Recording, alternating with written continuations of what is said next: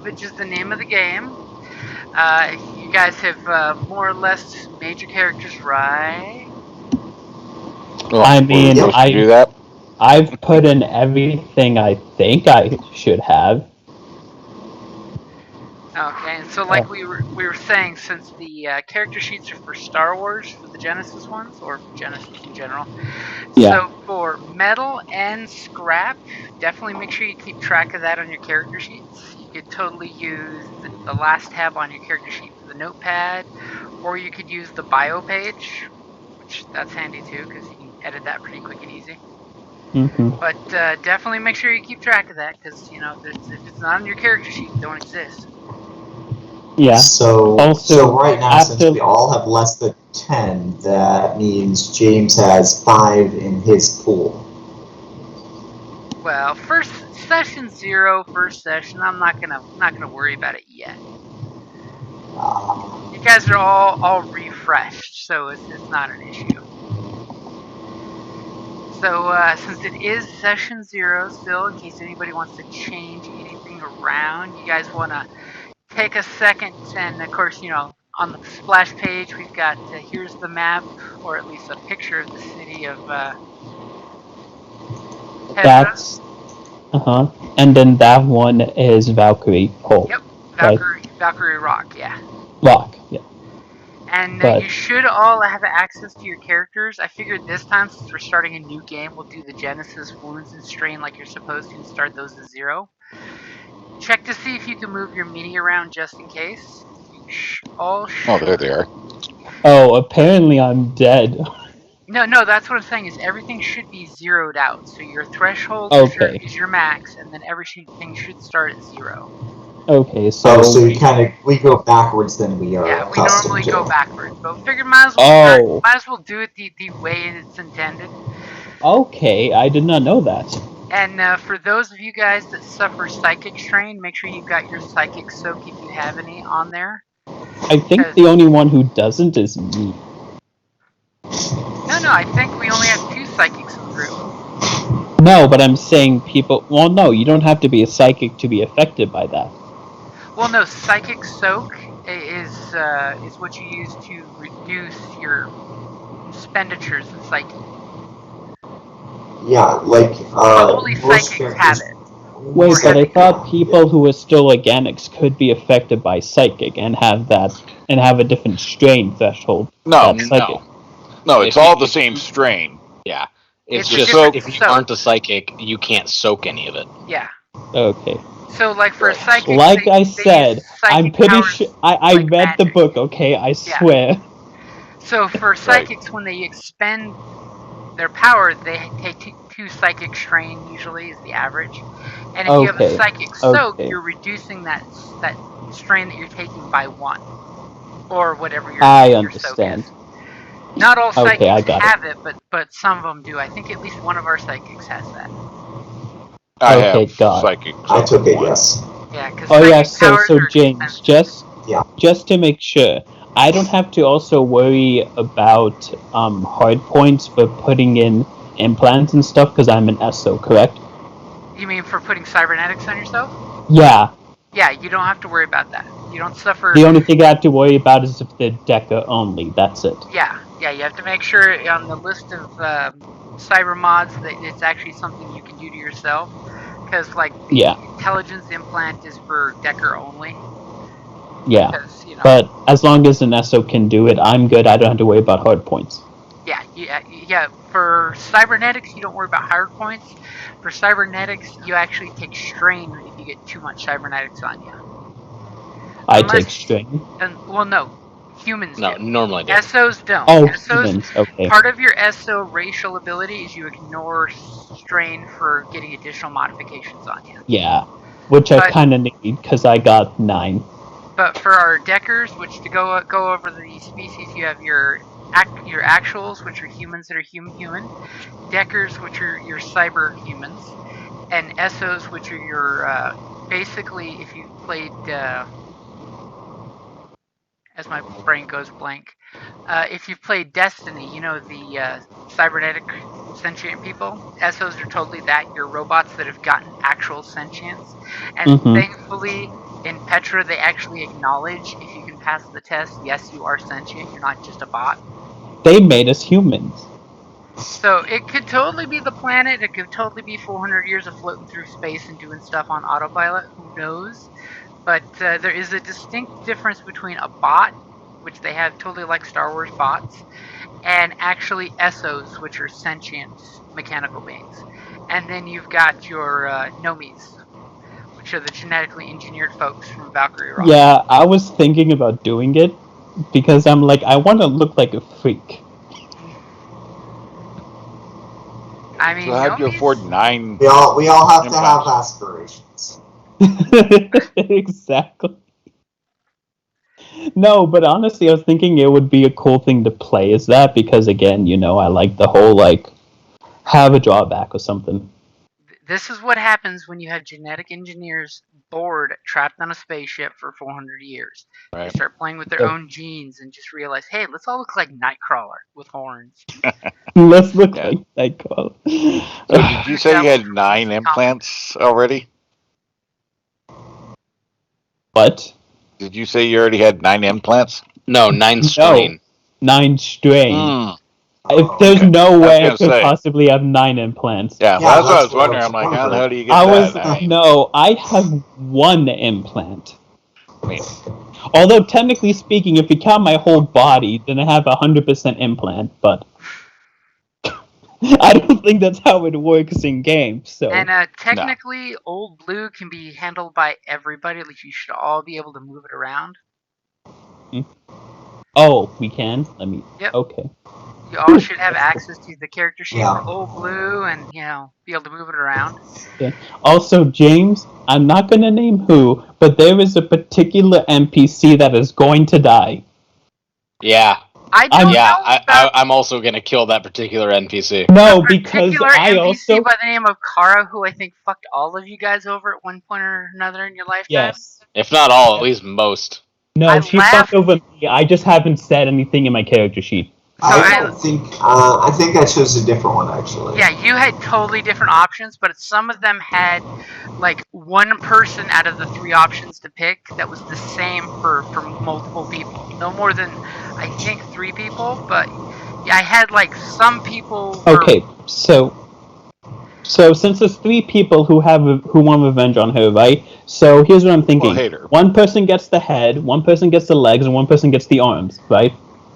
We split it 3 ways. not a cannibal. Don't eat her. No, we're not going to eat it. We're just going to take them off one by one. Because, yeah, I can definitely tell you that, let's see, it's Sybil, Gideon, and Sarah all were screwed over by Kara, the scrapper, at one point or another. Yep. So, yes, and remember, this is civilized. I mean, there are cannibals out there in the desert, of course, but for the most part, you don't just walk up and murder people, because that is frowned upon. You don't want to be, like, declared outlaw and, Hey, kicked out of the what city. happens in the zone stays in the zone. Damn. Hey, yo, she did the same thing to all of us, okay? Literally. Well, it's almost like she has a track record if she does that to people. Oh, I'm sorry. Did I have to leave you for dead? It happens. Yeah, we all got fucked over in different ways. Well, see, that's the beauty of you all have a perfect track record of this person. If she ever calls on the radio for help, you all can say, fuck that shit. We ain't helping that person. No, we go over to her and then drive away right past her. And then as we're rolling by, just have our fingers up, Huh. Yeah. So, maybe not so much. Since we're talking about the NPCs, we should probably introduce our characters to each other here.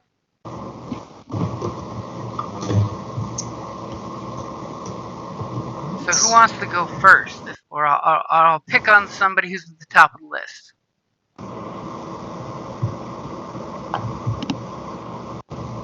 Okay, I'll totally pick on Gideon, who's at the top of my list. I'm not sure if that's on the rest of your lists, but he's on the No, top it of my is. list.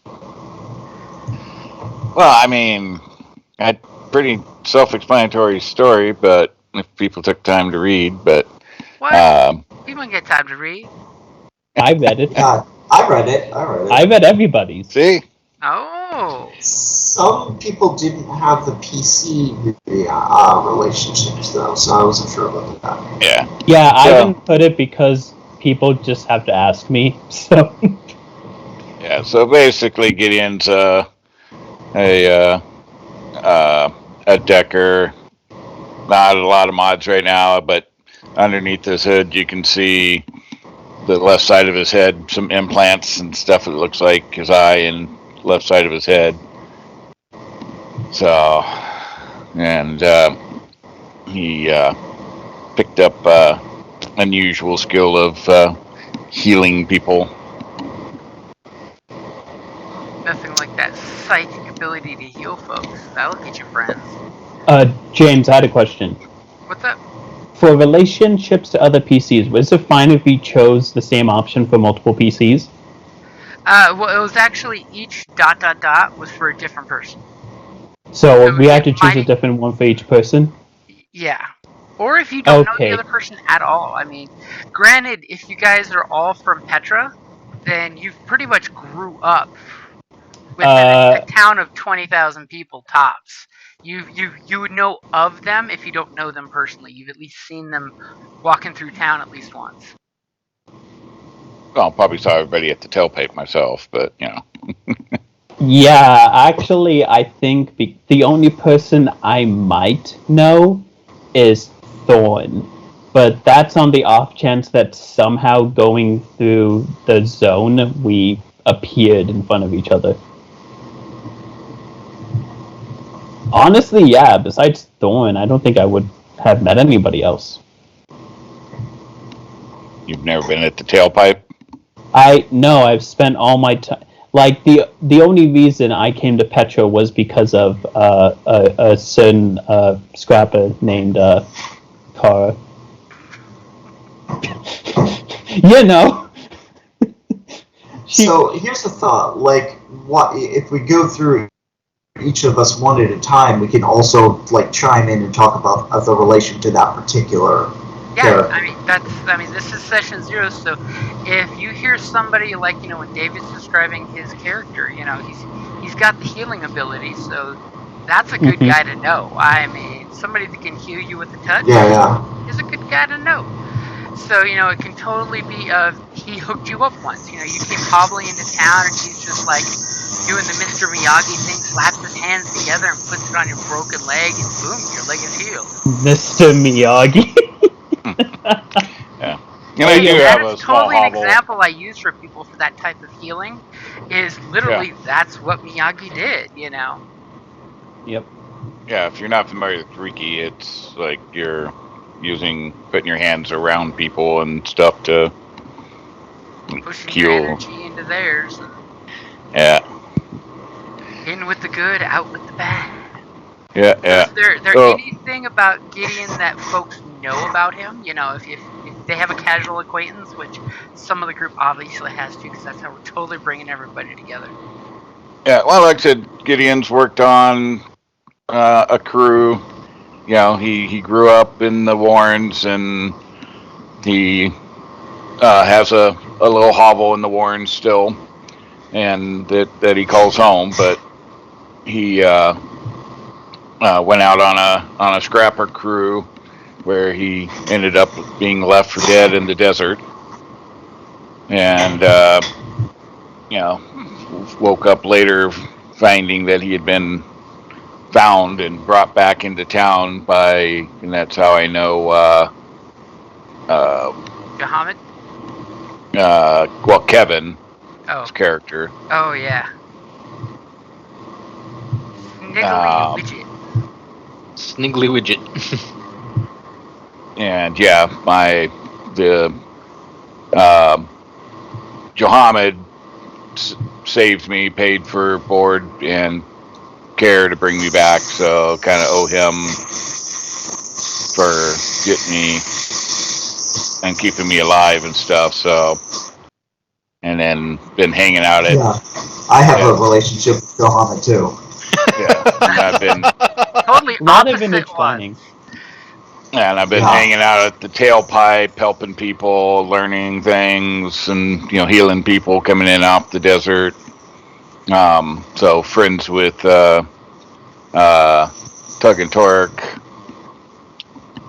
and like I said, had started talking with Snigley and stuff, and interested in his scrap business. So that's how I got onto the crew. Think he's got a good plan, and seems trustworthy.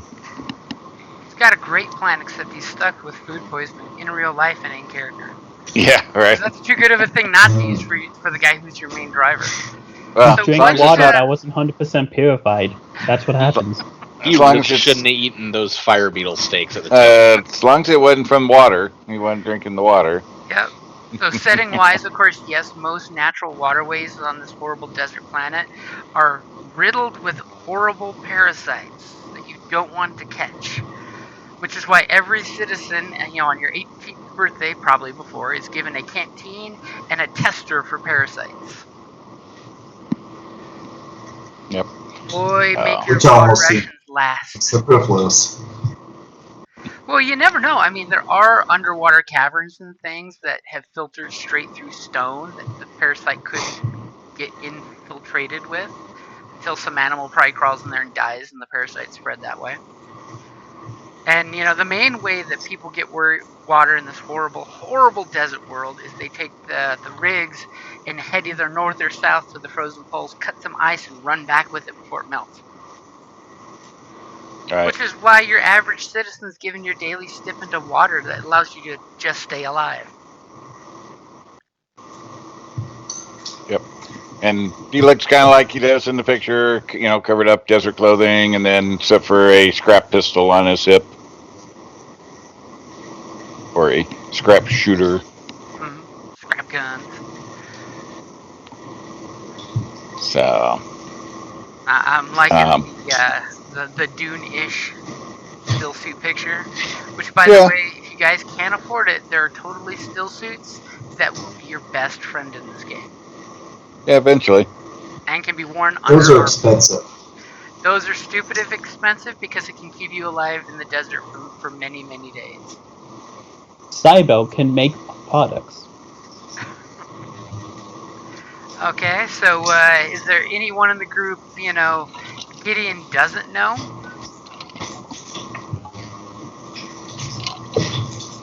Cybel is probably the one on the outs.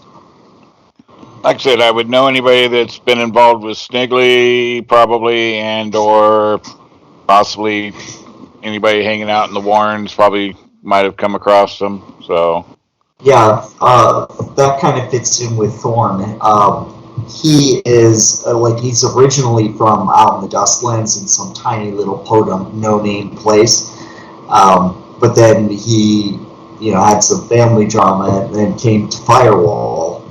Kind of went through their training, and then he's his assignment is to kind of look after that area of Petrin and the Warrens and stuff.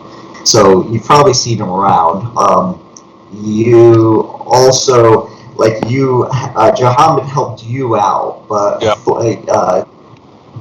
Thorn kind of Thorn went in to kind of check in on some of his activities, and they sent him home with a beating.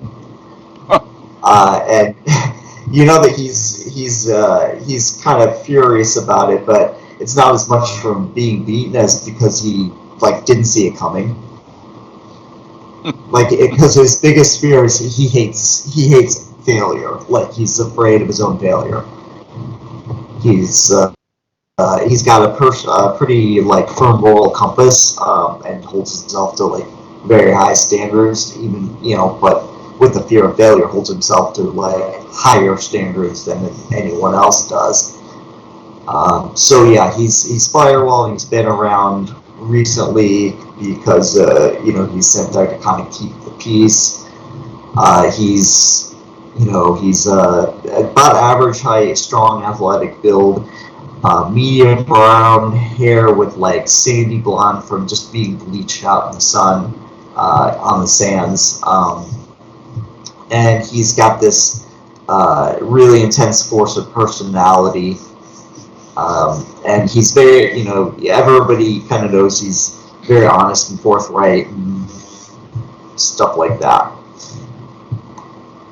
I mean, and remember, he is a firewall, so he's basically the closest thing to, paladins and guardians they've got on this godforsaken planet. I mean, Yeah. most firewalls are held up to a very high social status because they are the badass ones who hold the line and protect civilization. Yeah, he takes that very seriously. He's like afraid of his own failure, so he's very idealistic, and yeah. And of course, there's something nice to when you can, just flash your insignia that you're a firewall and get in the short line.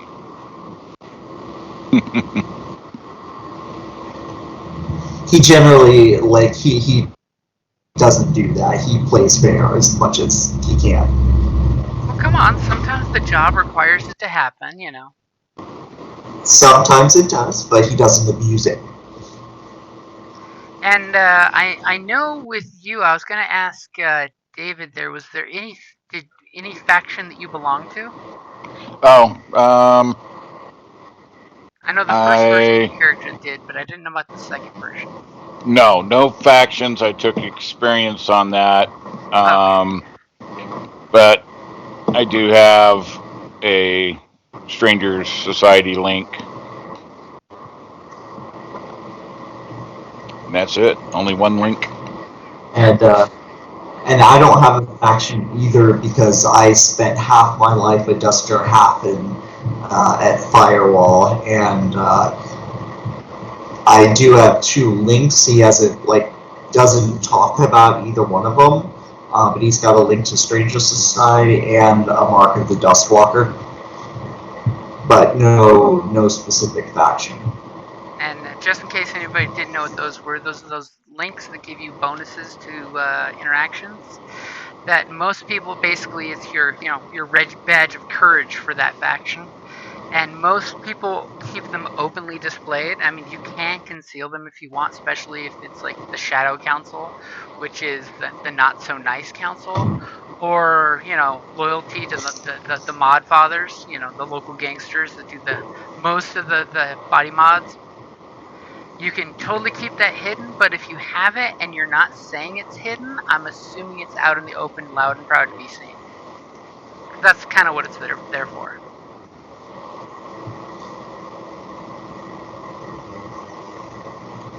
And you've got some psychic powers as well, Thorn, right? Yes. I mean, he's got the Stranger Society link, but there's nothing more than like rumors and hearsay, but he seems to have a very good idea of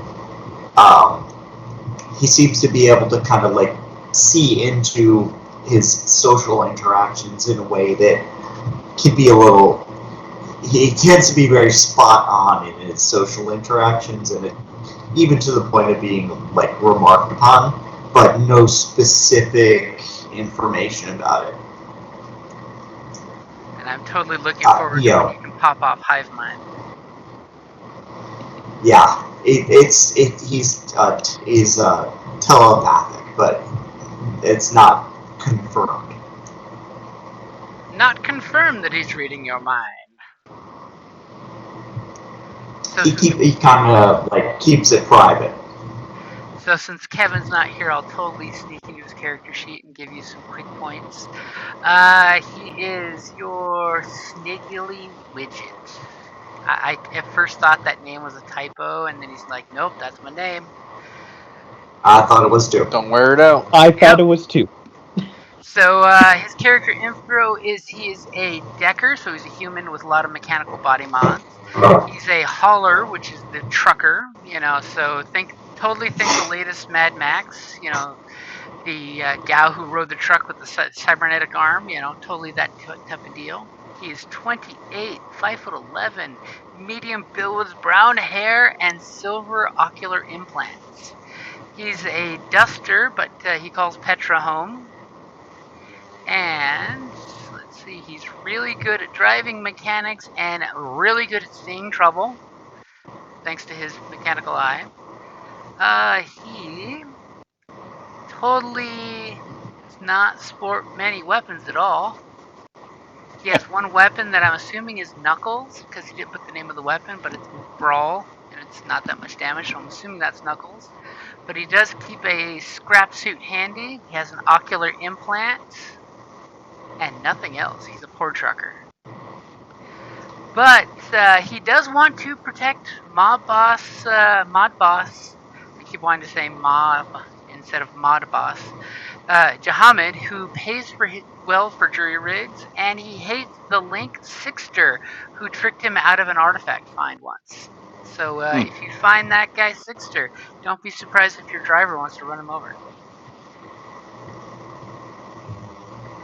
And of course, he's got a nice grisly looking outfit. It's almost steampunk. So I was thinking with him, because of the Jahamid connection, and the one I chose for the relationship, like, maybe he's the one that hauled Thorn away. While he was getting beat down. He gets the benefit of the doubt, Yeah, just kind of exactly. He kind of pulled me away from it. He may work for the douchebag, but he's done you a solid. Yeah, exactly. Which totally makes sense. I mean, think about it. They're going to want Thorn on this crew because they're going to need a combatant to protect their ass, because not only is there nasty animals and flora and fauna out here, but there's, nasty rusters, which are alien robots that most are benign and doing their normal thing, but sometimes they just go amok and kill anybody, and they always take offense to you going through their ruins trying to steal stuff. Because that's their point of view.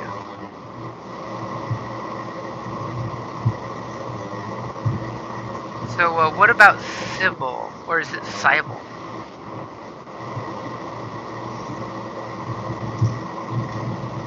And he's asleep. Cybele did not realize Cybele was muted. Sometimes Sybil goes into mute mode. I mean, sometimes Sybil goes into third-person mode. It's a Cybele greets all these companions. Cybele is newest person in Petra. Cybele has been in Petra only 5 times. As Cybele lived in Caravan Omega 3. Which is great. Cybele. Now I totally will have some caravans that just travel through the desert. Yes. Cybele spent her whole life in that caravan with her parental unit that built her. Cybele also looks very dusty. But Cybele has bronze arms and particularly red and white accents. Cybele also has what look like cornrows, although they are really tube devices which are attached to my back. Cybele is recently in Petra, as Cybele was left out in the zone. Cybele was pushed in a hole by a scrapper after Cybele collected over 300 pieces of scrap. I wonder who that scrapper could be. Cybele knows. Cybele also had met a enforcer in which Cybele's caravan did some business with in Petra before. And Cybele was helped because of this. And so Cybele now searches for companions to go back in the zone. so Cybele can repay them and make more money. So after all, everybody knows you don't want to sit in town and work there because that's chump change. You need to go out and face the danger and get the scrap and come back with the big money. Cybele agrees with this assessment. And that's, by the way, also the enforcer Elon, that one or two of you may know as well.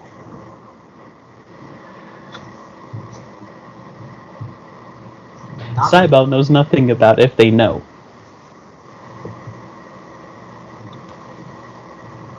Yeah, because there's no story.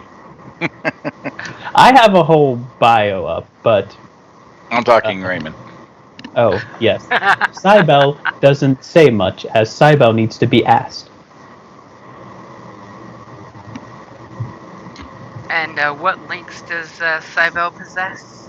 Cybele has a very long chain on her left side that possesses 2 links. First link is of Scrappers Guild, as being in a caravan led to many interactions with them. Cybele also possesses a Terranauts link, as Cybele has a reason to go to Earth. Cybele is very smart in joining the Terranauts faction to say, let's leave this hellhole of a planet and let's go home. Cybele has never been to this home before, as Cybele was built 36 years ago. Ooh, and on the plus side, I see you do have it listed that you have an opinion on Sniggly Widget, Gideon, and Sarah. Good to have an opinion on them. I like that. You can keep that to yourself if you want. Cybele will only tell if asked. And does Cybele have any interesting items or talents that those that know Cybele? If any Deckers are among us, they would know that Cybele possesses a multi-tool in her right arm. Cybele also possesses a huge pack to carry junk. And also, sorry. Oh, sorry. My page just flipped all of a sudden. That was me, flipping tabs. Oh, okay. I was just looking at my items and I'm like, wait a minute, what a... Okay, I'm not crazy. Cybele also possesses a rucksack with a few items. And finally, Cybele possesses a what looks like rusty old blue lunchbox. Sometimes you need a lunchbox.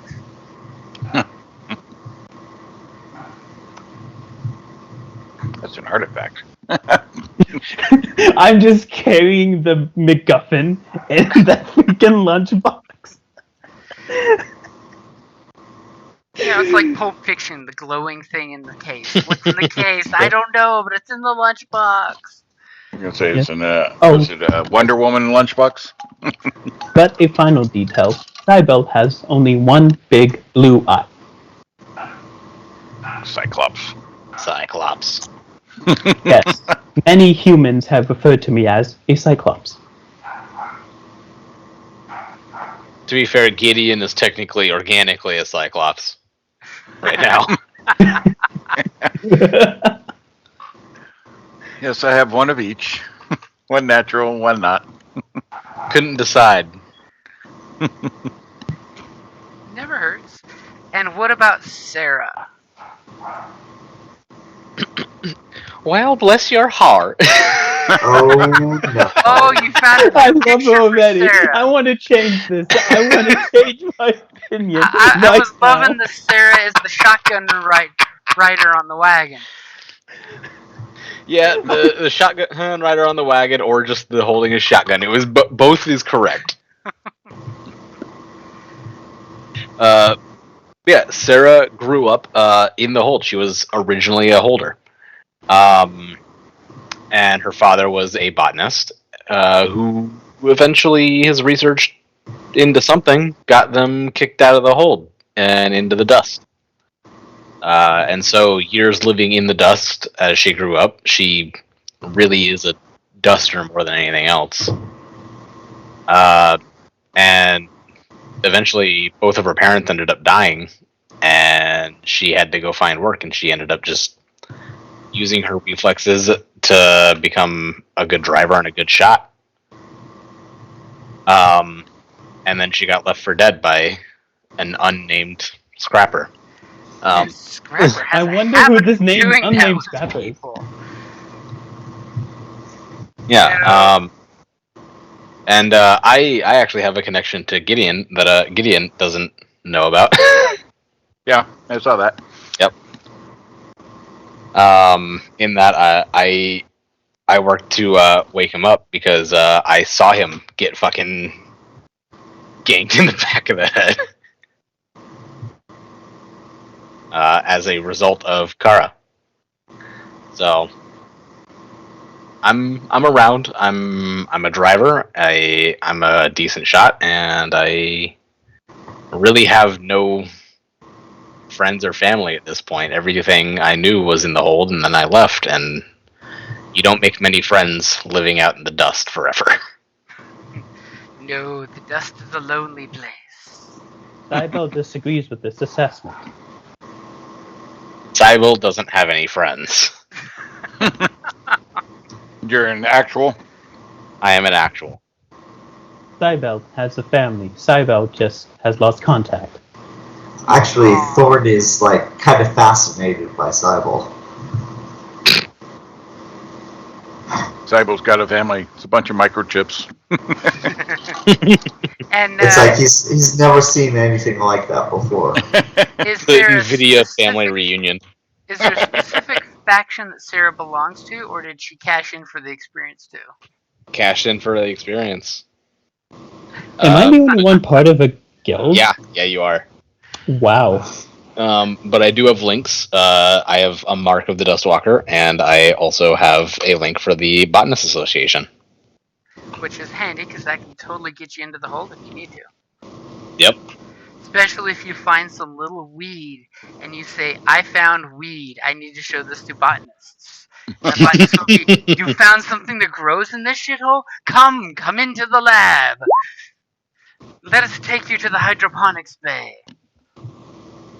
Because, of course, setting-wise, it's been about a little over 100 years since your fleet of 74 ships, or 72 actually made it ships, that crash land all across the planet.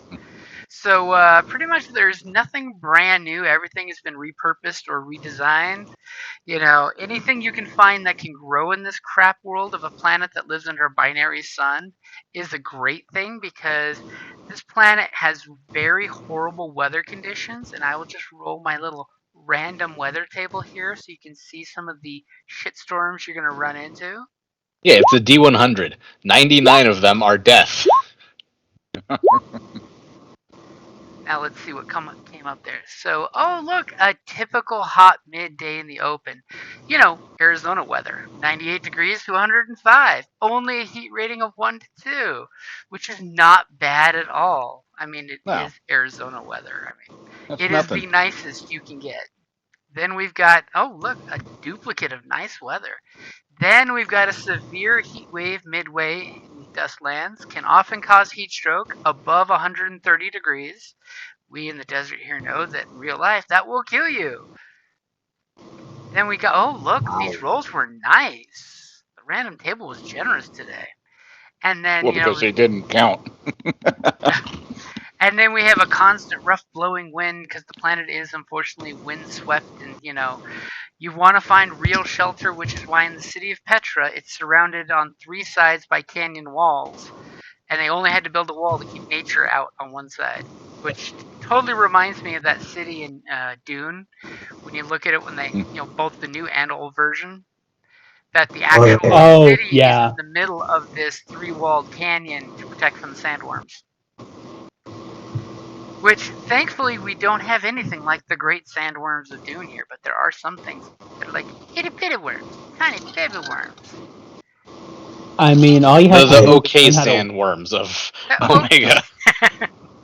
And One thing that you guys will notice that there is areas that look like if you saw the last Star Wars movie where they got stuck in the sand trap, that black sand. If you find that out here, it is most likely the fuel that is used as an energy source. So if you find a field of pitch black sand, which in Star Wars they just used black beans to do that it is probably flammable. Just to let you know, it is raw Ignium or whatever it's called. raw ignium that's not been processed and not turned into actual fuel. But it's wonder fuel once you tell some miners about it and they start gouging that stuff up. Which, by the way, in a world like Salvage, selling people maps to locations, or you can totally do that as a salvager. You can draw somebody a map and for some credits sell them the location to something. Would that be planetary geography to do that? It would totally be planetary geography to actually give you a decent map. I would be decent at that. 3 green and 1 yellow. Let's go. So, and one of the things that a lot of folks, because trust is an issue, and unless you got a link to another person's faction that they actually trust you, because if you have a link, they'll take you on face value for the most part. Is you can totally do the I want a percentage of your haul. So that way, it's both of you guys on the honor system getting a percentage of it, as opposed to, yeah, pay me $200 for this treasure map of yours. Arr. I know it's usually percentage is better. Because that way you at least have the honest John value of the I'm not going to screw you because a percentage of nothing is nothing. So what I'm giving you must be legit.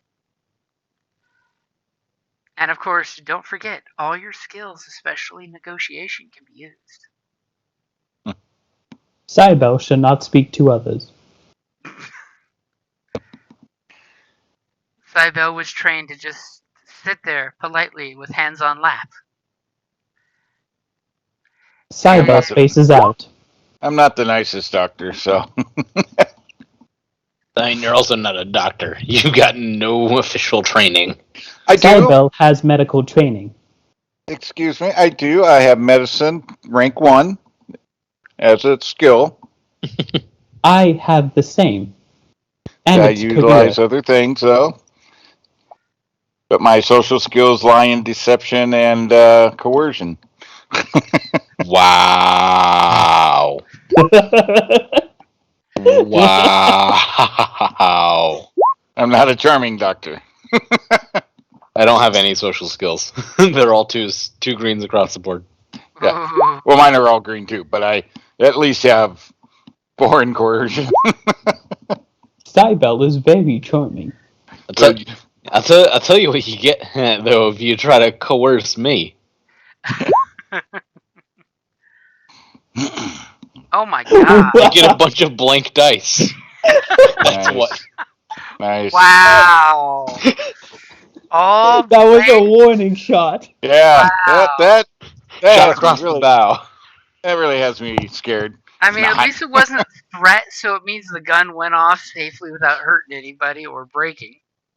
Hey, yo, if you're gonna shoot me like that, I hit. There. Oh. Sarah just went total Annie Oakley on that one. Yeah. And of course, there's nothing cooler than a scrap weapon that you're just literally pouring junk metal bits into for ammo. No, but honestly, I'm excited to only because I couldn't afford a better weapon. I am super excited to make so expensive in this goddamn game.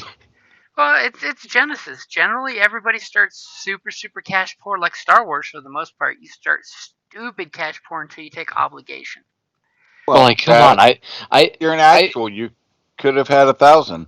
I did have 1,000. I did take the inheritance, and I still did not have enough money to get a better weapon than a scrap weapon. Wait, you started with 1,000? Yeah, you start with 500, and then I took the inheritance for another 1,000, or for another. Oh, okay, because I only had 500, and that's it, man. Yeah, no. Actuals are wealthy because the actuals are the original leaders of the community.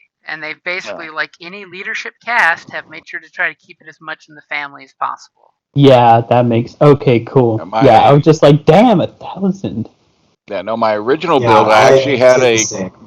the skin suit, whatever armor, and I had the sonic weapon. I didn't have a yeah, whole lot I else. forgot to mention, I but have no weapon on me. That's fine. Take that as you will. It's probably better that way. Yeah. Cyber will now run away. AI. Better to keep him unarmed.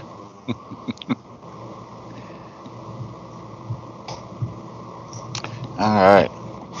So, when are we companions heading out?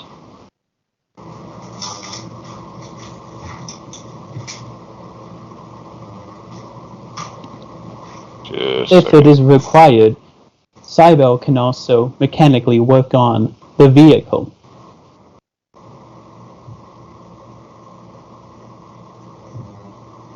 Is this a different spending chart? Oh, I'm just adding some of the ones that I had handy, just in case you needed one. Ah.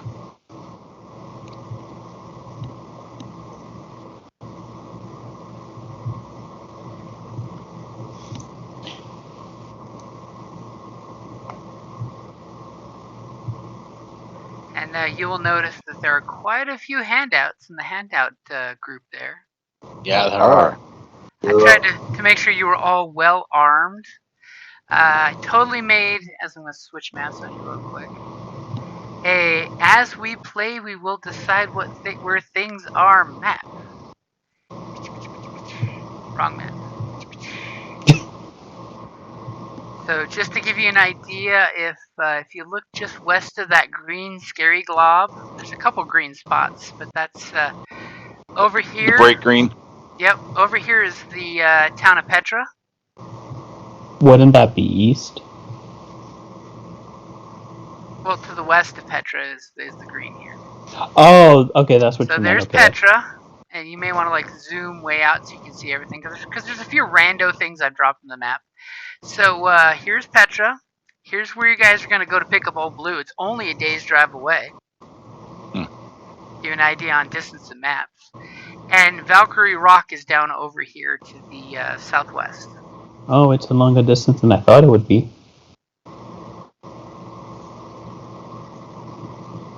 So each square is like a day's journey. By foot. Yeah, by foot. You can pretty much... A single square is roughly a 4-hour, you're doing nothing but driving. Or 16 hours you're walking. Yeah. Or walking literally all day long. So, question. Is there really a girl in the corner that will kill us with a gun? No, this is totally the decoration that would be on the map. Oh. Yeah, this is a map. It is a map that as we go and evolve places, and like I did send you in the little teaser of jobs that you have an option for. Yes. The radio tower that was saying it needs help and is offering scrap from its dead labor bot is down over here. And if you didn't like that, the Storm Shepherd is over in this crater here that's not too far away. He will totally, if you get his flock and congregation and bring them over to him, he will let you pick through some of the vehicles and ruins that he has in the crater there. Cybele likes that. And remember, because you guys have bots, think Star Wars tech, computers are a thing, but there is no HoloNet or World Wide Web. And when storms come through, communication is basically hi-fi radio. That's it. Line of sight only. Yep. I mean, if someone was to get some super fancy laser communications gear on a good day, that might be great for instant communication. But on even a slightly hazy day with winds, it would not be useful at all. You're playing with a flashlight in a dark room and it's not going anywhere outside that room. Which is why in this world there are not a lot of flying vehicles, because much like, our troops in the Middle East learned, even regular vehicles can die in the sand pretty quick. And of course, in the map, if you zoom in, there's random symbols I just dropped there, just to drop there. Like What's if you move. what was the one down below the corner, or down the south? What this one? No, direct south. Direct That south. was what was the one you said down south of the green? Oh, south of the green is Valkyrie Rock here. Okay. That's where the Valkyrie ship with the Nomis landed. They've got this basically crater of a wall. They put their ship and built it into the wall for protection. If you need medical supplies, that's the place to go to. They actually still genetically engineer their children. They don't give live birth, even though they probably could, I'm guessing. But they want to do the tweaking stuff. And of course, Valkyrie Rock and Petra are in very, very good relations. Oddly enough, there's been no civil wars with people living someplace 100 years without having issues. There may be a problem with that in future campaign. Cybele does not like what you just said. And of course, there's certain areas in the map, like anything you see that's got this little Chris knife looking thing, that's just places that you've been warned has got danger.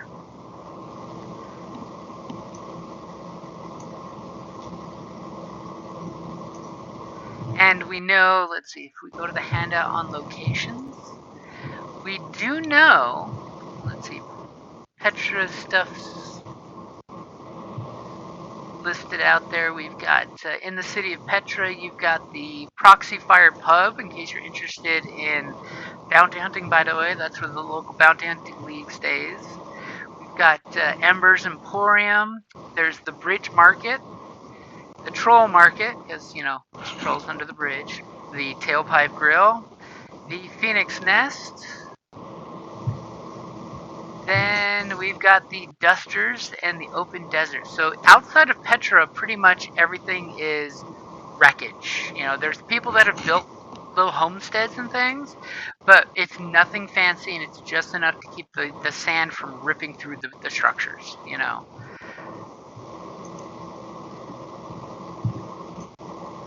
So just be where you may see wreckage, but it's already been salvaged. There is a limit of how much stuff can be salvaged off something before it's considered just wreckage.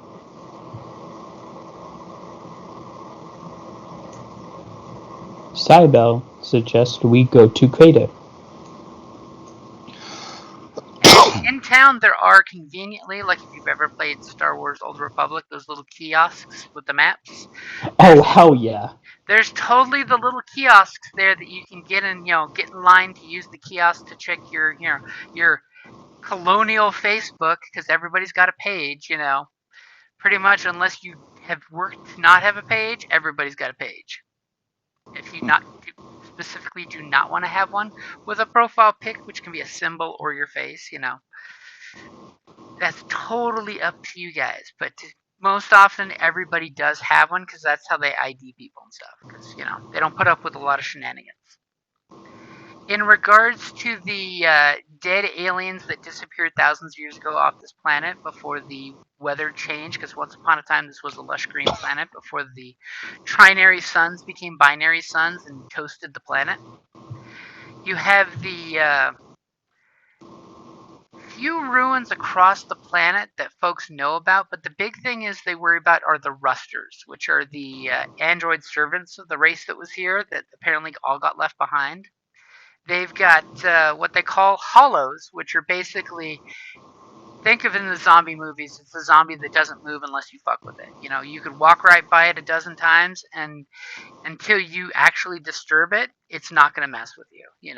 Then you've got the drones, which are like 80% of the rusters people find is a ruster doing whatever its job was previously before the planet changed, so there's nothing worse than probably seeing a gardening ruster gardening in sand. I mean, you might have a cool looking Zen garden afterwards. Just saying. And then you have the twitches, which are rusters that have some kind of glitch going. So they are totally unpredictable. You could see like a swarm of the little flying guys zipping by, and all of a sudden, these hornets are flying by just doing grid pattern. And then all of a sudden, out of nowhere, the sun glints in their optic receptors, and they go crazy shooting shit. It could be inanimate objects, it could be things that move, anything that moves. They just a twitcher. You can't really count on what's going to happen with them. And then there's the food of nightmares, and I'm pretty sure the entertainment industry on the planet uses them as fun horror movie ideas, that are the vectors, which are rusters that apparently have become sentient or programmed to do something new and different than what they were originally thousands of years ago made to do. And of course, everybody, there is a small conspiracy theory thinking that whatever made the SOs self-intelligent, sentient, and mechanical beings is doing the same thing to the vectors. Now, whether it's SOs infecting vectors or just the planet that made SOs and vectors, who knows? And you guys generally know there's a few different types of rusters because you've all, growing up as kids, have seen pieces of them brought in to be scrapped. There's the hornets, which are basically little buzzing flying ones that are used for probes and things like that. There's the awful mantis, which is this got scything blades and some kind of self-defense weapons built into their blades. Really don't want to mess with them. You're not sure exactly what they're made for, but probably to fuck shit up because they're good at that. Then you've got the sentinels, which are basically the think Terminator because they have a very fancy alien weapon that shoots lots of energy bolts very quickly and does lots of damage. And then there's a very scary one called the tank, which is basically a mobile, you could say mobile APC, because it is built to carry other rusters or the original inhabitants from one place to another.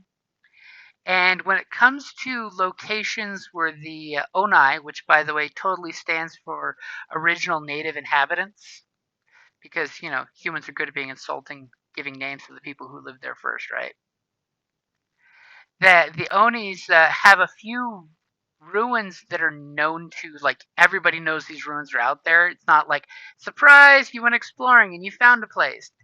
There's two sets of ruins that are each about a day's journey from Petra. And the deeper you go into, in these ruins that nobody has like cleaned this place out, because you basically go in, stir the hornet's nest, and then people basically grab whatever they can and run. So the first one is Fate Valley and the Inferno. It's basically a little sandblasted town that has ruins. And the reason why they call it Inferno is the closer you get towards there's a temple, or if you have lore for them, it's a observatory or conservatory. And anyone that gets near that basically draws hundreds of rusters at the most nasties of motivation to get you out of there. Where's Inferno? The Fate Valley and Inferno. Inferno's the center of Fate Valley. Oh. Yeah, it's basically the most progress, yet little, has been made delving into the sandblasted town surrounding a large facility near the scorching hot valley that has come to be known as Fire Valley. It's a riff on Earth's Death's Valley is the name, because it's to be stuck there is a fate worse than death. And the center of the complex is the Inferno, because if you go there, you're going to get burned. And then, of course, the other one is what people have been calling the Island. It's a small Onai town that's in the center of a expansive playa. That's called the Island because it's a large, flat area. Unfortunately, the playa gives the rusters ample warning at anyone coming. So if there's any self-intelligent there, not that anyone knows, it would be easy for them to motivate others to... Oh, and by the way, with the vectors, one scary thought is when one vector meets another ruster, sometimes they become vectors too. Nobody wants a sentient army of alien androids. We're cool with having our androids being sentient, but not theirs. And basically, there is this great historical scavenger that actually warned that she made it days on foot, crawling in dust camouflage into there, and basically, almost died from the trip each way, that she admitted that the island, even though it's covered in dust, you can find amazing things in there if you're willing to risk going there. But that's, of course, if you want to go there. And, of course, you guys know from just general life on Salvage that there's some specific indigenous items that people like. There is stuff called biolumicron, which is a glowing, pulsing stone, basically. It's, and a lot of people sell pieces of this as inert. It's like a glowing golden amber. If it's a active piece, it is very expensive because psychics and rumor is SOs have played with it, and things can happen if you do that. But it is known that psychics that get some of this will get a power boost, and you can just shove this shit into technology and make it work with a little mechanics roll. Nice. I mean, the average size is about the size of a golf ball, and this stuff goes for big money.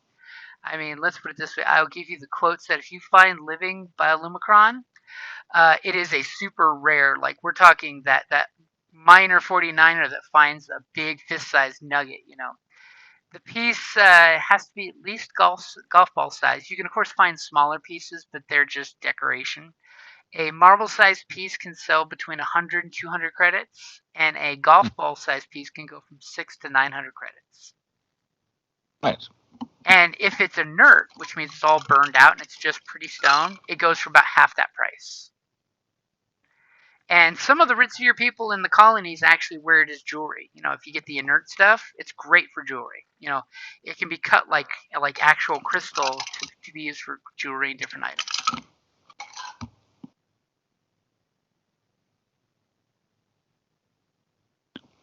But it's super fancy stuff.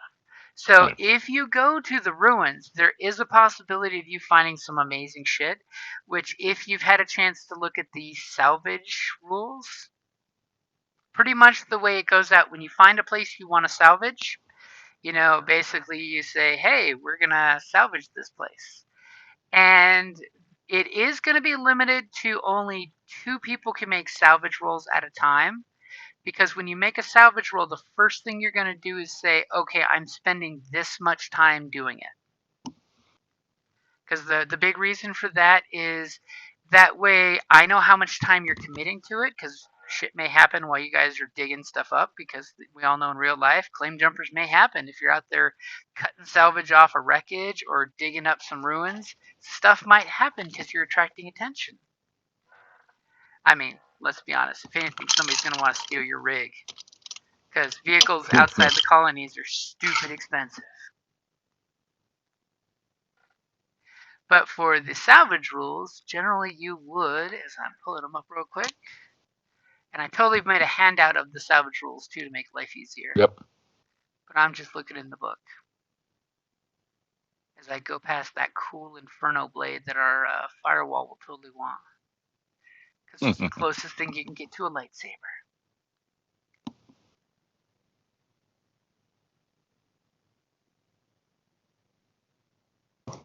I want one. I'm sure. You ain't cool enough yet, apparently. So, of course, when you go to salvage, the first thing you're going to want to admit to is whether you're doing a in-depth inspection, which takes about 8 hours. You're basically literally doing the whole archaeologist thing of making sure to do the best work. Or are you doing a deep dive, which is about 4 hours? That's 2 purple. The decent delve, which is an hour, but you're basically rushing, and it's 3 purple. A casual check, which is 4 purple, means you're taking just 10 minutes to basically slowly circle the wreckage to eyeball it. And of course, if it's an alien location, it's a little extra difficulty. So when you then roll, you actually get to spend advantage or triumphs for good shit. Like if you roll 3 advantage or triumph, you can automatically get the maximum scrap you can get per hour, which is 20. If it's successful, you find a piece of tech. So when you find salvage, you're getting generic salvage. And you can get good salvage, superior salvage, or crappy salvage. And You can use advantage to upgrade the salvage, correct? Yep, exactly. Yeah. Yeah. So with that, you can totally make sure that you're getting better salvage on it. Like, and one of the nice things too is you can use the triumphs for all kinds of good stuff. Like you can, if successful, you get a piece of level 1 tech, which I've already made a little percentage chart for rolling.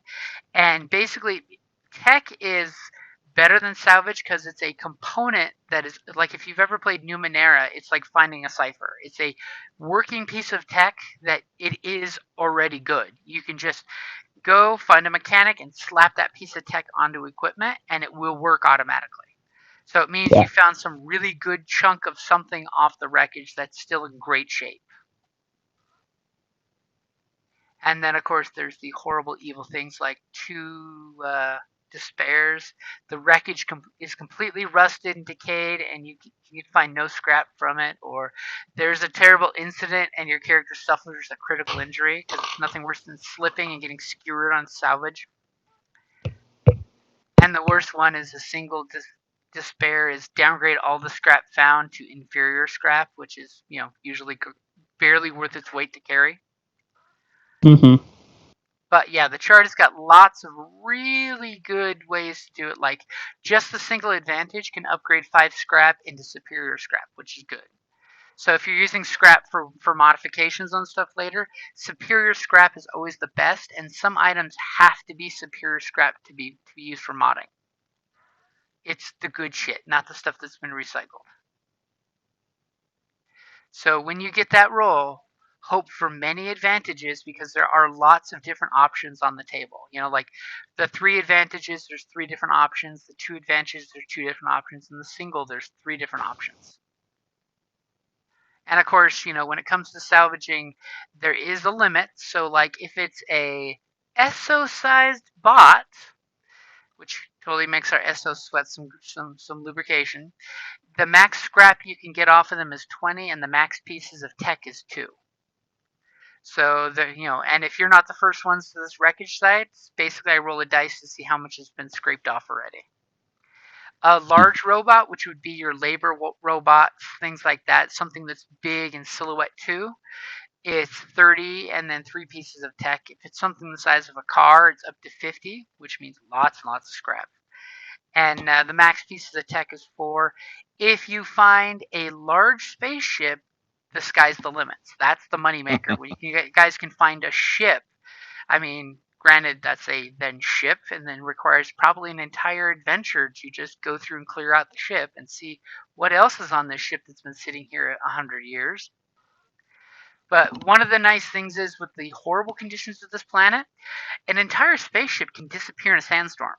It's like in real life in the Middle East. When these storms happen, entire groups disappear until the storm, goes away and they pop out of the locations where they've hit.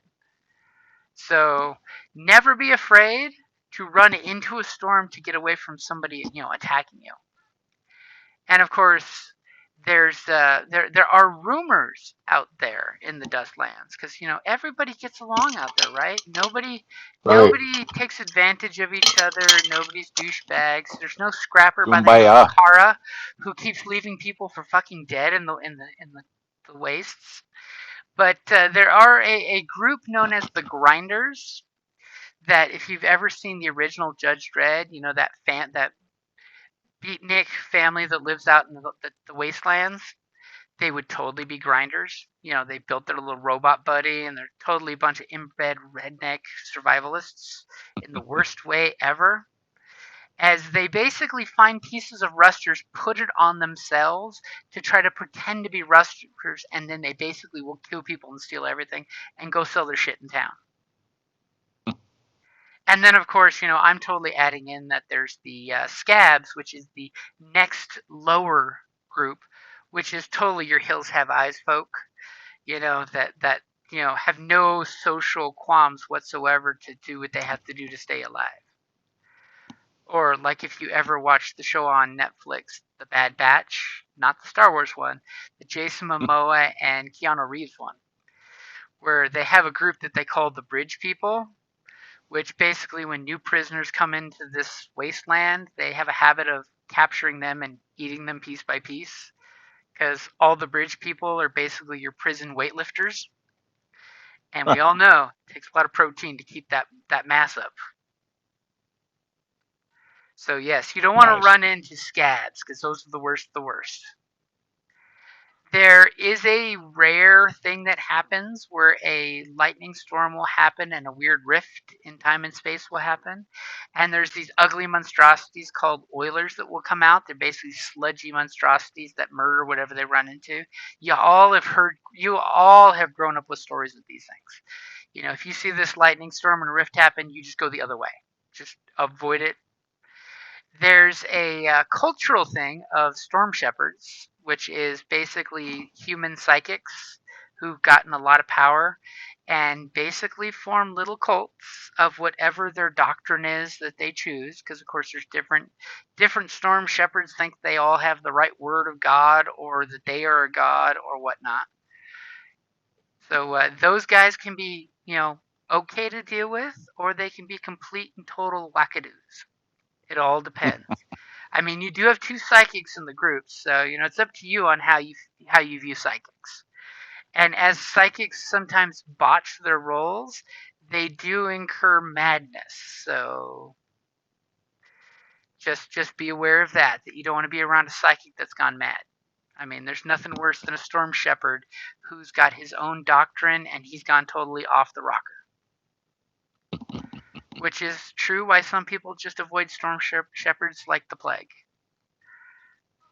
Sometimes organized religion should just be avoided. When you're at Valkyrie Rock, like I said, almost all high-tech medical stuff is available there, which is nice. In the Petra, the further you get out from the hold, the less and less tech you're going to find.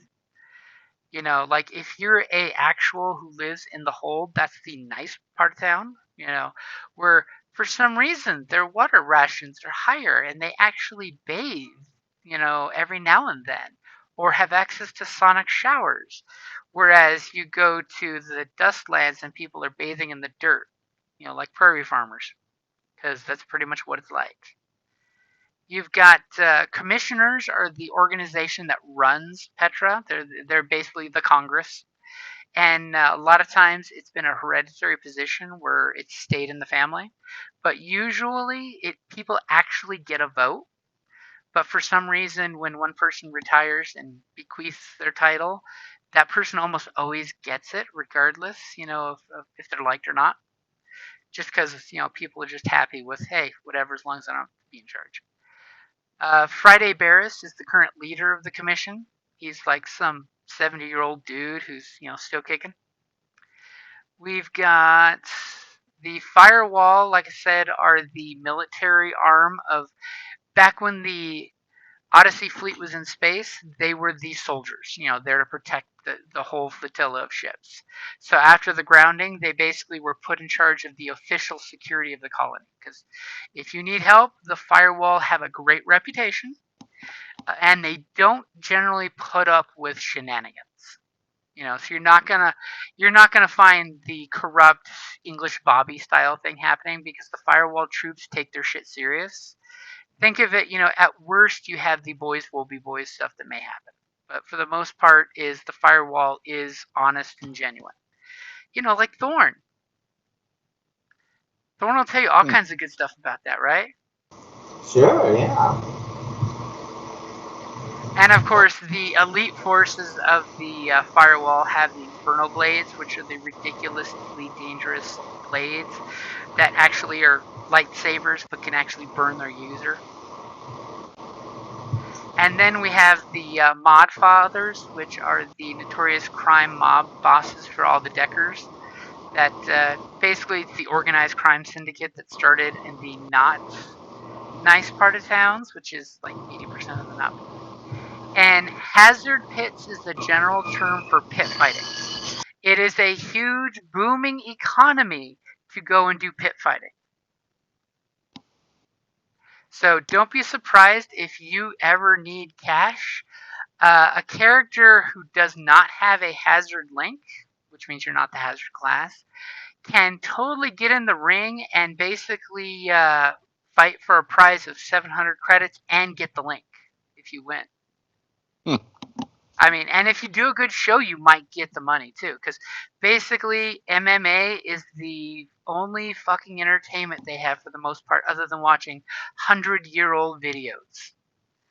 And let's be honest, you're pretty sure you grew up watching the same videos that your great-great-grandfather watched and your father watched. You probably know all the old westerns verbatim. But again, there's also the muckrakers. Basically, you have the Old Western channel, the Nickelodeon Oldies channel, or you have TMZ to find out what new gossip's going on. And the muckrakers, they're basically the closest thing they have to reporters, and you're never quite sure if the news is honest or not. And you can always totally make up stories and sell them to muckrakers too. So what you're saying is that's just normal news. It's normal news in this day and age. There is no pulling retractions. It's the news fit to broadcast. And of Okay, course, so... Sorry, go ahead. oh no, go ahead. No, I was just like, let's get to it. Okay, and one last thing is there is the thing called the Venus sand trap. It's a enormous sand-dwelling ambush predator that burrows under the sand. And a full-grown one, commonly known as the pox, can cover an area larger than a semi-truck. A keen eye is taken to spot the subtle breathing movement under the sand, but when this thing does its thing, it totally Venus flytraps and can get an entire vehicle. So be mindful of those. So no sandworms, we got Venus flytraps. Great. Yep. I'm guessing that's either planetary or survival? It would totally be a survival or most likely perception or vigilance. Okay. Because it takes a keen eye, which screams vigilance or perception to me. Yeah, I was just thinking possibly planetary because they might have like a hot spot or something. Mm-hmm. Well, that would be if you had a way of seeing that. Well, knowing maybe the areas that they might populate, but yeah, actually finding them would be perception or vigilance. Yeah, no. I was just thinking if it's like a minefield, right? Instead of just going through it, we could just bypass it. But obviously, the creatures can move around and stuff, so we're not going to escape all of them. We're going to have to watch out for that. But they're plants, right? Yeah, they're a plant creature. Ah, but don't they move? So they're edible. Well, not edible. That went in a completely different direction than I was expecting. Well, I'm thinking you kill one and chop it all up and have a whole bunch of greens. You have to. It's almost like a blowfish. You can get this itty bitty piece of food about the size of your first digit of your thumb out of the whole fish that's not poisonous.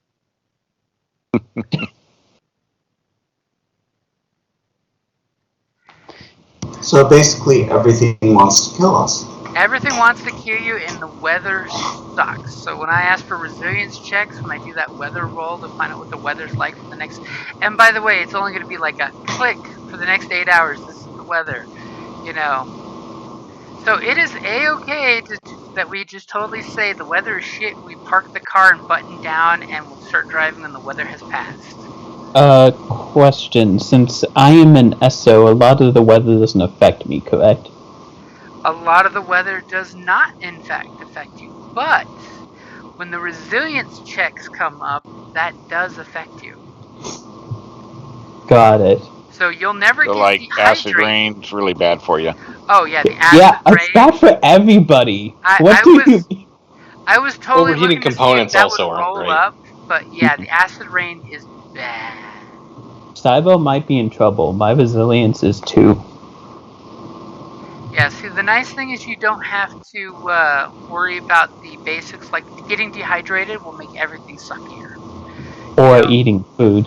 Yeah, so you don't have to worry about that, thankfully. But when it comes to the actual heat itself, you can actually overheat as well.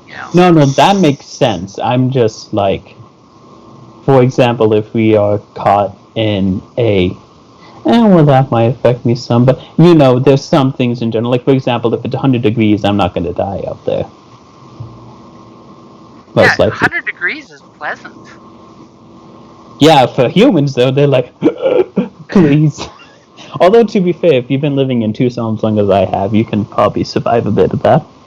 And on the plus side, you all have grown up in this shitstorm, so you basically know the basics. And like I said, if you can buy the still suit, or you get some of the cool abilities, like if you're a duster, you get some Mm-hmm. bonuses against the dealing with the weather conditions. Yeah, I mean, the Yeah. still suit, I'm like, ooh, I can just doom this shit. So with the thanks to the binary suns, just to give you an idea, when I did the weather roll, and let me scroll up to the weather roll. So where it says heat rating 1 to 2 or heat rating 9 to 10, oof, that one was scary. So when it comes to that, basically that lets you know when I ask for the resilience check it's going to be the difficulty there, which can get really ugly really quick. So heat rating 1 to 2 is basically if you're doing, if the wind is a 1 or 2, it adds a black. It's a 3 to 5, it adds 2 black. 6 to 8, it adds 3 black, which is really bad because then people can sneak up on you real easy. But when it comes to the heat ratings, that's going to be how much you're rolling when you do your resistance to the weather. That's how much strain you take at the beginning of the encounter, right? Yeah.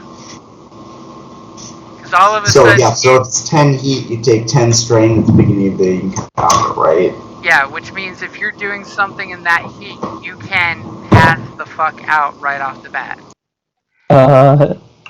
So if it's like 100, do I have to do I still take the strain or not? Oh, you would still take the heat strain, yeah. You're still privy to that. It's just you don't get the additional worrying of dehydration adding to that because it compounds. So I'm staying in the car. the way heat rating works is when you see the heat rating, it's at the beginning of an encounter because basically it gives you the idea that you've been dealing with the heat. That if you're subjected to the heat, you suffer strain equal to that rating, and you basically will roll for each hour you're out exposed, which is why you stay in the fucking car. You roll a resilience check, and for every success, it reduces the strain by 1. So you want to get like 10 successes if you're out in the severe heat wave. Right. Or if you get equipment, it makes life easier too. Like, Or we can just stay in the car. or you can stay in the car. I mean, and Kind of watch hard your to friends scrap when you're in the car. and get your friends, Yeah, but then hacked to again, I can't pieces. do anything if there's 10 here and I just instantly go unconscious.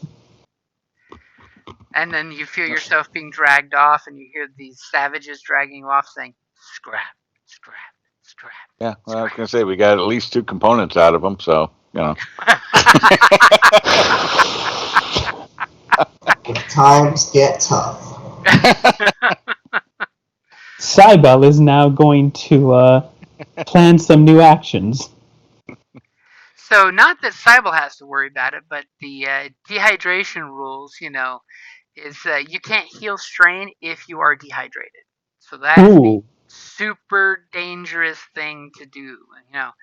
And typically inside the colony, you don't have to worry about that because, like I said, everybody has a ration. I mean, the colony isn't flush with water, but they have enough you can have a day's supply of water to not die without having to go out and buy a gallon of water for 25 credits. Damn water merchants. And yes, that's 25 credits in the colony where water is kept. Out on the road, water prices could be skyrocketing because people are stupid. That's what the negotiation skill is for. I can handle that, sort of. But just be aware that 3 threats or a despair can totally cause a player to run out of water.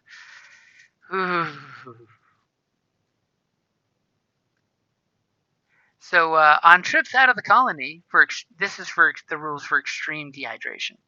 If a character has not consumed at least 1 liter of water in 24 hours, which you all know in Arizona, you'd already be dehydrated, they become dehydrated, which adds a black dice to all checks. On the 3rd day without water, the character also suffers a critical injury at the brink. That's the crit, which suffers 2 strain every time they perform an action. On the 4th day without water, the character gains strain equal to their strain threshold plus 1. Which, yes, I said strain equal to their strain threshold plus 1, which means you instantly pass the fuck out. Passing out. On the 5th day without water, a character dies. Big exclamation mark. If a character consumes at least 1 liter of water, dehydration effects are reset. This includes the removal of the critical injury gained at the result of dehydration. And of course, there are some new status effects in the handouts. I totally posted them in there, like vulnerable.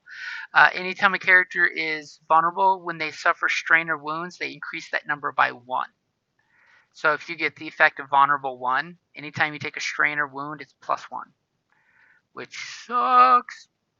And for those who are interested in drinking parasite-infested water, because you may just have to, honestly, the Omega Parasite weakens the body's defenses. Consuming parasite-infested water causes a character to become vulnerable.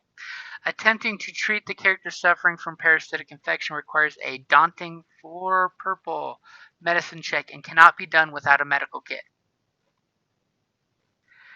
Because you basically need the chemicals to do it. So that's just some of the scary horror stories of the game. Yeah, one of many. And since we are almost done with session 0, any questions, anything you want me to throw in the game, anything you want me to be gentle with in the game, except the weather conditions. Wow. Oh, and don't forget, you guys all know this, the green is a nightmarish place where apparently the animals that live here are all carnivores. So thank the worst of every ecosystem on Earth, the stuff that survives at the water holes is all carnivores. Just if they're one shape or another. So what's that area called? What? The Tangle. The Tangle? Oh, okay. Question. Would we be fighting a dragon?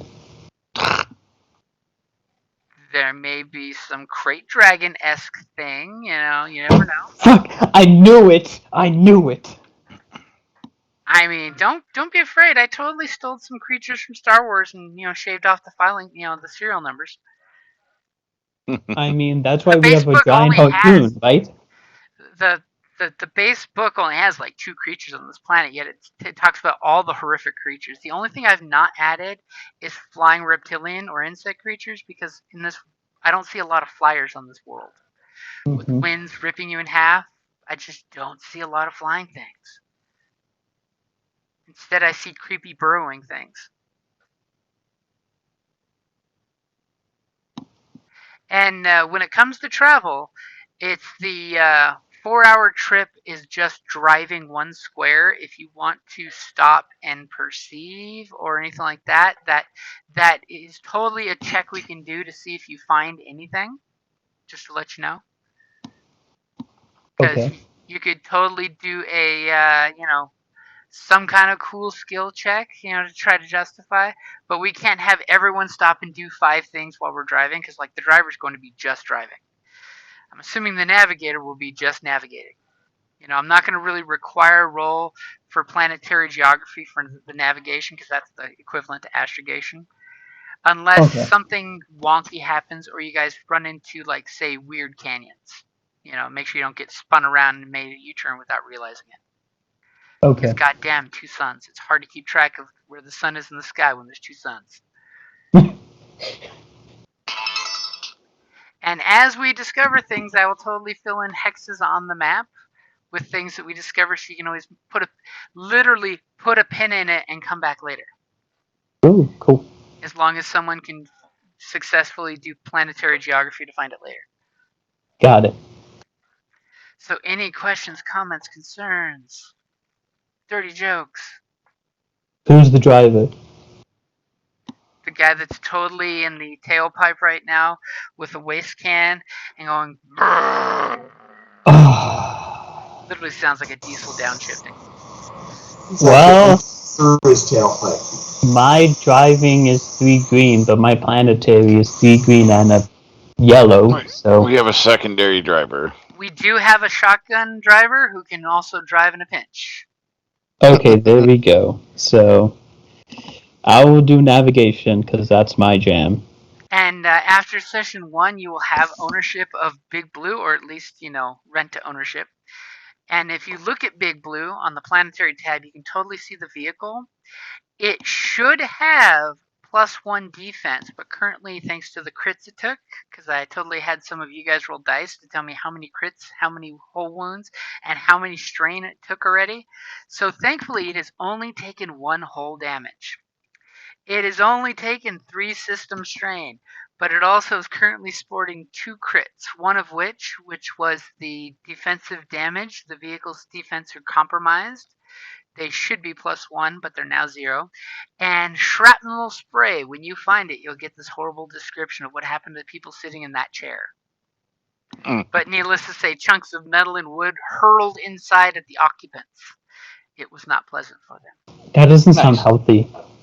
On the plus side, they're Nice. both easy crits to fix.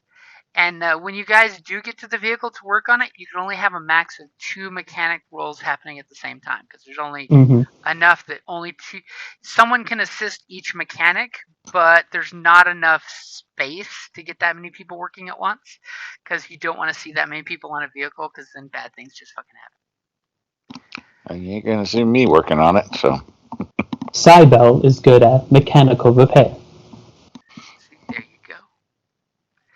So, of course, is everybody want to take a quick run for drinks so we can dive in? I can get a snack. I'll be right back. Okay, There you go. Let's do that. let's take a quick 5, and then we'll come back and use our imagination. Alright. Stop!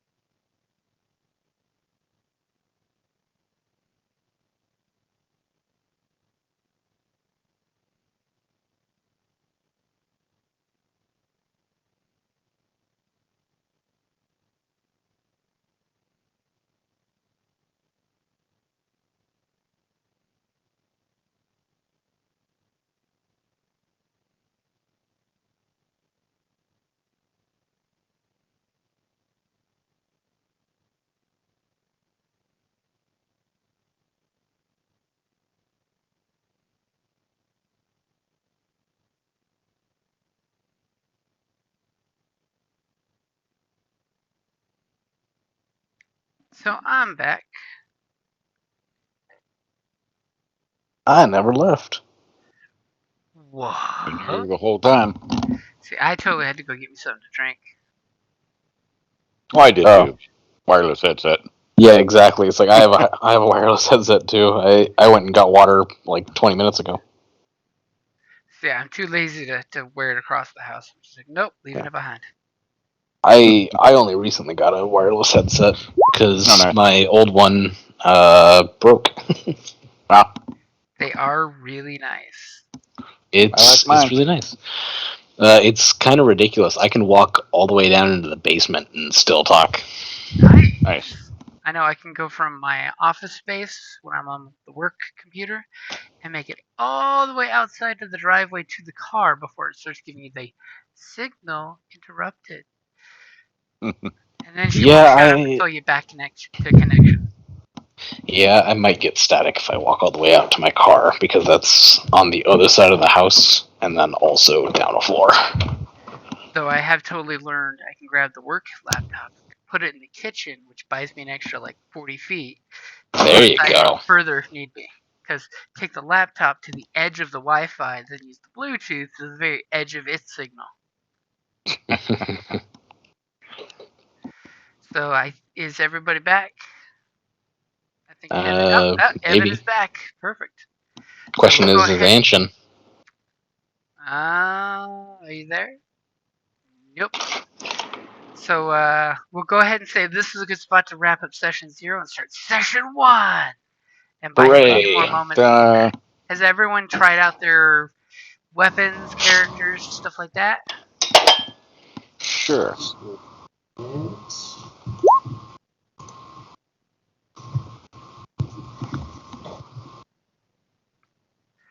I'm slightly terrified to see when that scrap feature is going to come into play.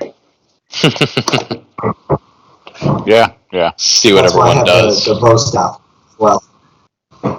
Yeah, All of a everybody's sudden, weapon breaks. shoot your weapon and scrap! You come up, Scrap Snake Eyes. What is Hey, it? I'm 2 back. or 3 threat that does the bad thing? I think it's 2. Yeah, I think it's cheaper, which is the problem. Okay.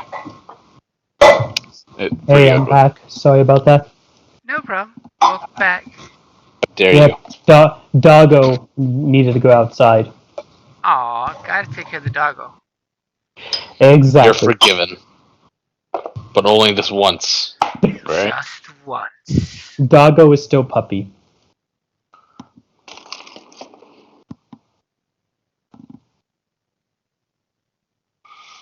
Alright, I'm heading back upstairs. I just came down to get a bowl of ice cream.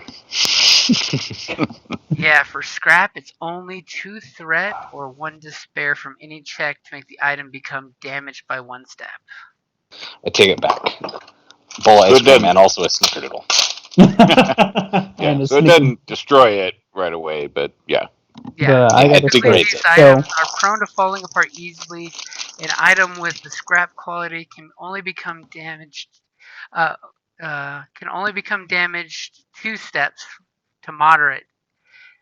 If it's damaged a 3rd time, major, it is destroyed Hold instead. on.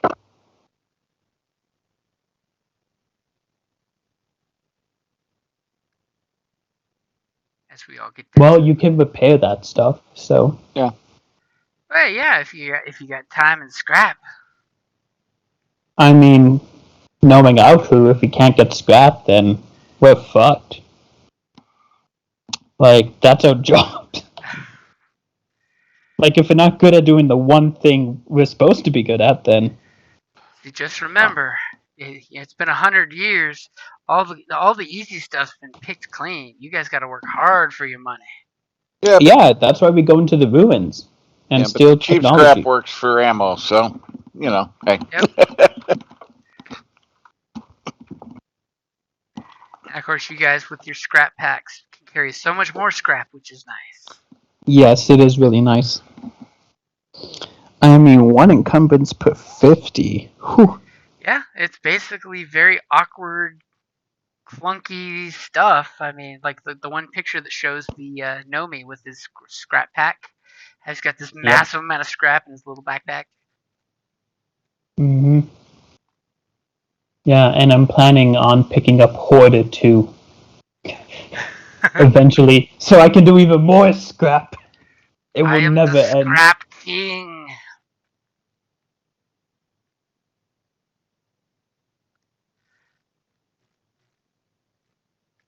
So since we are all back, it is good time to start session 1.